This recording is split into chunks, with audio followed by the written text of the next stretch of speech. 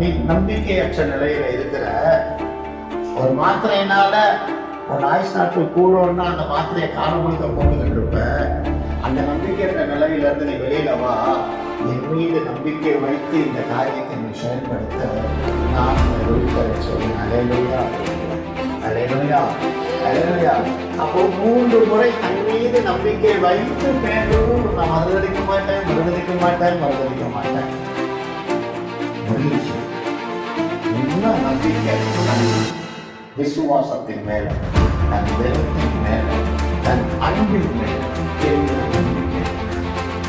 இல்ல கடைசியா நம்பிக்கை இல்லாத நிலையில அதே சமயம் உயிர்த்தெழுந்ததுக்கு அப்புறம் ஆண்டவர் வர நேசிக்கிறாயா நேசிக்கிறாயா நேசிக்கிறாயா கர்த்தாவே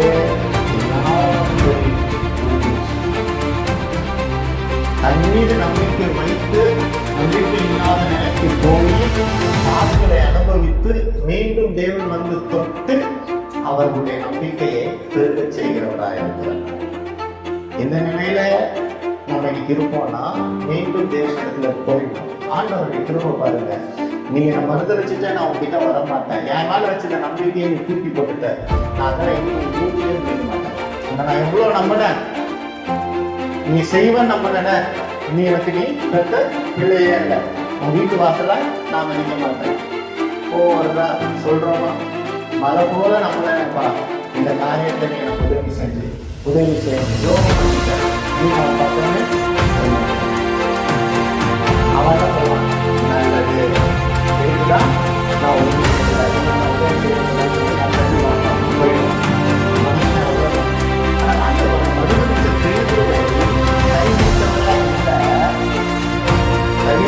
நிலையில மேலும் தன்னை கொண்டு வந்த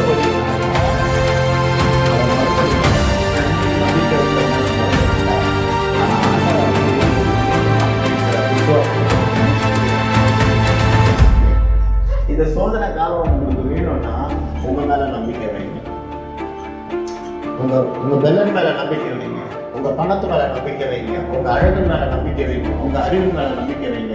இதன் மேல நீ நம்பிக்கை வைப்பா அப்படின்னா நிச்சயம் ஒரு நாள் உன் நம்பிக்கை வீணாய் போய்விடும். பேதுரு தன் அன்பின் மேல நம்பிக்கை வைக்கப்படினா நான் மறுதளிக்க மாட்டேன், உயிரை கொடுத்தாலும் ஒன்று தடவை மறுதளிப்படை தூஷிக்கவும் சபிக்கவும் மறுதளிக்கவும் செய்தான் என்பதை ஏன் தன் மேல நம்பிக்கை வைக்கப்படினா அறிவு இறைவன் மேல நம்பிக்கை வைக்கும் போது ஐயரே எல்லாமே அறிவு ஆண்டவர் திரும்ப வந்ததுனால அந்த மாற்றம் பேருக்கு. ஆனா இங்க பாருங்க சீக்கிரம் அழகா சொல்றாங்க, அதற்கு நான் கர்த்தராகிய ஆண்டவரை தேவரீர் நீர் அறிவீர் என்று சரண்டர் ஆயிட்டாரா? எல்லாம் உங்களுக்கு தெரியும்பா, உறுப்பு மறைச்சு கிடக்கு தெரியும் ஆண்டவரை, உயிர்த்தலை செய்ய முடியுமா? நீர் அறிவீர் ஆண்டவரை. முடியாதுன்னு நம்ம சொல்ற ஜனம் கரெக்டா? மறித்த உறுப்பு உயிர் அடையுமான்னு கேட்டா ஆகாது. நம்மளுடைய எண்ணம் அவ்வளவுதான். வருமானம் கடன் பிரச்சனை மாட்டிட்டே வெளியில வர முடியுமா? தெரியாது. ஏன்னா கையில 10 ரூபா தான் சம்பாதிக்கிறேன், ஆனா கணவனும் 1000 ரூபாய்க்கு இருக்கு, அப்புறம் முடியாது. மறுத்து போச்சா நம்பிக்கை, மறுத்து போச்சா? ஆனா அதற்கு மாறாக சமூகத்தை அதுவே எல்லாம் நீர் என்னை நடத்தும்னு சொல்லும் பொழுது அங்க என்ன ஆகும்? ஒரு உயிர் மூச்சு. இங்க நான் எசேக்கியேல் புத்தகத்தை நான் எப்படி பார்க்கிறேன்னா, ஆண்டவர் வந்து வேறு விதமாய் தன் ஜனங்களை நடத்த விரும்புகிறார். எப்படின்னா, உன் மேலே நம்பிக்கை வைத்து நீ களத்திலே இறங்குவாயானால், கலப்பையில கை வைப்பாயானால், ஒரு நாள் கலப்பையில இருந்து கையெடுக்கக்கூடிய சூழ்நிலை வரும்பொழுது நீ கையெடுத்து விடுவாய். ஏனென்றால் நீ உன் கையை நம்பி விளத்தை நம்பி நீ உழவு கிளம்பிட்டாய், விதைக்க கிளம்பிட்டாய். மழை வந்துருச்சு, சூறாக்காற்று வந்துருச்சு, விதைக்க முடியாது. தண்ணி இல்லை, நம்பிக்கையற்ற நிலை வந்துடும். சூழ்நிலை சரியால நம்பிக்கையற்ற நிலை வந்துடும். நம்பிக்கைனா பச்சை காலத்தில் எதன் மீது ஈசாத்தின் மீது கையில் ஒரே வைத்து அல்ல, கையில இருக்கிற ஆட்களை வைத்து அல்ல, செல்வத்தை வைத்து அல்ல, அவன் நம்பிக்கை வைத்து கிளம்பினபடியினாலே தான் அந்த நல்ல முடிஞ்சது.